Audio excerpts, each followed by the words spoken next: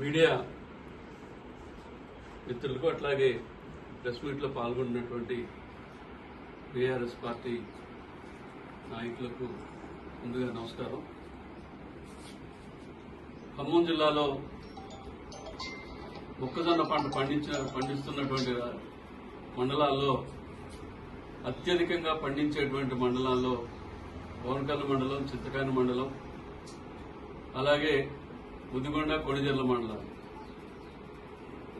గత 2 సంవత్సరాల నాడు అకాల వర్షాలు కురిచి మొక్కజొన్న పంటకు నష్టం జరిగితే ఆనాటి ముఖ్యమంత్రి కేసీఆర్ గారు స్వయంగా బోనకల్ మండలం వచ్చి ఏ ఒక్క రైతు నష్టపోవడానికి వీల్లేదు, రైతు నష్టపోతే రాష్ట్రమే నష్టపోయినట్టుగా ఉంటది, అందుకనే నష్టపోయినటువంటి ప్రతి ఎకరానికి మరి భారతదేశ చరిత్రలోనే ఎవ్వరూ ఇవ్వని విధంగా 10,000 రూపాయలు నష్టపరిహారం ఇవ్వటమే కాకుండా ప్రతి గింజని కూడా కొనుగోలు చేసినటువంటి ప్రభుత్వం కేసీఆర్ గారి ప్రభుత్వం. ఆనాడు రైతులు చాలా సంతోషంగా ఉన్నారు. పండిన ప్రతి గింజ గవర్నమెంట్ మార్కెట్ ద్వారా కొనుగోలు చేస్తే రైతుల ఖాతాల్లోకి మరి డబ్బులు జమైనాయి.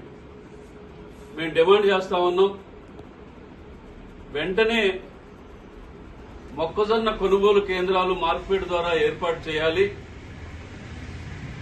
ఏదైతే ప్రభుత్వ ధర ఉన్నదో 2,250 రూపాయలు ప్రభుత్వ ప్రకటించినటువంటి మద్దతు ధరకి మొక్కజొన్నలు కొనుగోలు చేయాలి అని చెప్పేసి మేము డిమాండ్ చేస్తా ఉన్నాం. అలాగే వడ్లు కొనుగోలు కేంద్రాల గురించి కూడా చెబుతున్నారు.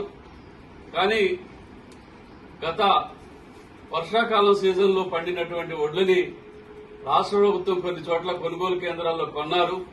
కానీ 500 బోనస్ సక్రమంగా వేయలేదు. ఏ ఊరు వెళ్ళి అడిగినా కానీ మాకు 500 బోనస్ రాలేదు అనేటువంటి వాళ్ళు ఎక్కువ మంది ఉంటే, వచ్చింది అని చెప్పేవాళ్లు ఏళ్ల మంది లెక్క పెట్టేటువంటి వాళ్ళు మంది ఉన్నారు.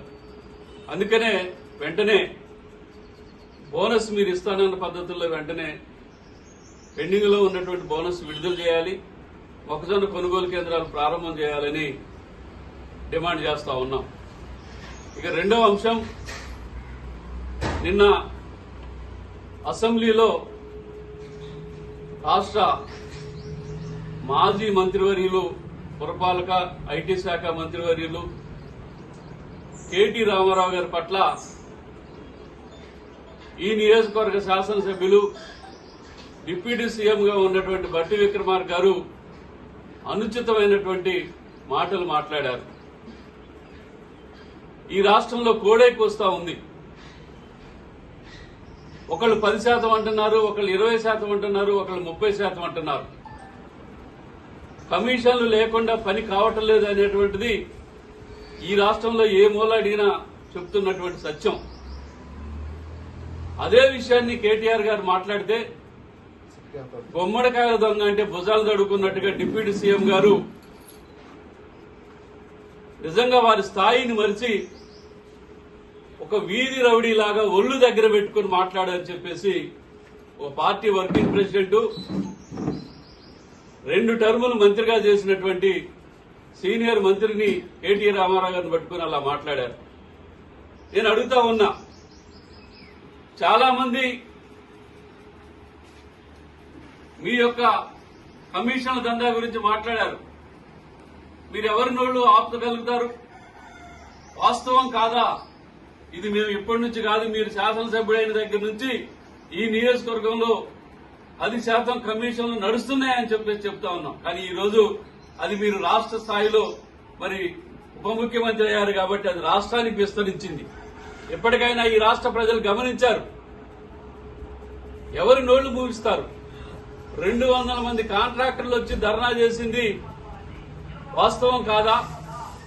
స్వయంగా 10 మంది శాసనసభ్యులు సమావేశం పెట్టి, మీ పార్టీ శాసనసభ్యులు మా పనులు కావాలంటే కూడా 30% కమిషన్లు అడుగుతున్నారని వచ్చినటువంటి వార్తలు వాస్తవాలు కాదా? ఒక్కసారి మీరు ఆలోచించుకోని అడుగుతా ఉన్నాం.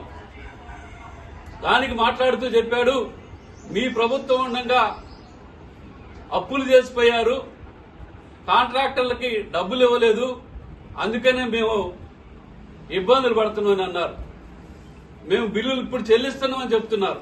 నేను అడుగుతా ఉన్నా, నిజంగా నిజాయితీగా గుండె మీద చేసుకుని చెప్పండి, గత సంవత్సరంన్నర కాలంలో మీరు విడుదల చేసినటువంటి బిల్లుల్లో మరి ఆనాడు సర్పంచులు ఎంతో బాధ్యతతోటి గ్రామాలను అభివృద్ధి చేయాలని చెప్పేసి వాళ్ళు ఖర్చు చేసి అభివృద్ధి పనులు చేశారు. చాలా మంది వరకు బిల్లులు నాటి ప్రభుత్వం కేసీఆర్ గారి ప్రభుత్వంలో బిల్లులు మరి పూర్తి అయినాయి. ఇంకా ఆఖరి ఎన్నికల టైంలో చేసినటువంటి పనులకు రావాల్సి ఉన్నటువంటి బిల్లుల్ని మీరు ఈ రోజు వరకు ఇవ్వలేదు. నాకు ఈ రోజు కూడా ఒక సర్పంచ్ గారు ఫోన్ చేసి మమ్మల్ని పోలీస్ స్టేషన్కి పిలుస్తున్నారు, మీరు వచ్చి సంతకం పెట్టుకోండి, మీరు చెలో అసెంబ్లీ కార్యక్రమానికి వెళ్తున్నారని మాకు సమాచారం వచ్చిందని. అంటే ప్రజాస్వామ్యాన్ని కూనీ చేసేటువంటి పద్ధతుల్లో ముందస్తుగానే అరెస్టులు చేసి మీ వైరాన్ని ఎండగడుతున్నటువంటి వాళ్ళని ముందస్తుగానే ప్రజాస్వామ్యంలో అరెస్టులు చేస్తా ఉన్నారు. మరి నిజంగా మీరు సీరియల్ ప్రకారమే బిల్లులు ఇస్తే మరి వాళ్ళు సర్పంచులు ఈ రోజు వరకు ఇంకా ఎందుకు ధర్నాలు చేయాలి? మీరు ఇస్తున్నాం, మీరు చేసిన పాపానికే మేము ఇస్తున్నామని చెప్తున్నారు కదా, మరి ఏమైపోయింది? ఎందుకు ఇవ్వట్లేదు చిన్న చిన్న కాంట్రాక్టర్లకి? అంటే మీ దగ్గరకు వచ్చినటువంటి వాళ్ళకి, మీకు కమిషన్లు ఇచ్చినటువంటి వాళ్ళకి, మీ పార్టీలో చేరినటువంటి వాళ్ళకి మరి మీరు బిల్లులు ఇప్పిస్తున్నటువంటి విషయం అందరికీ తెలిసినటువంటిది. ఎందుకు చేరతా ఉన్నారు? ఇవన్నీ కూడా మరి వీటికి సమాధానాలు చెప్పాల్సినటువంటి బాధ్యత మీ మీద ఉన్నది. అందుకే మీరు కేటీఆర్ గారి పట్ల అనుచితంగా మాట్లాడి మేము గొప్పవాళ్ళం,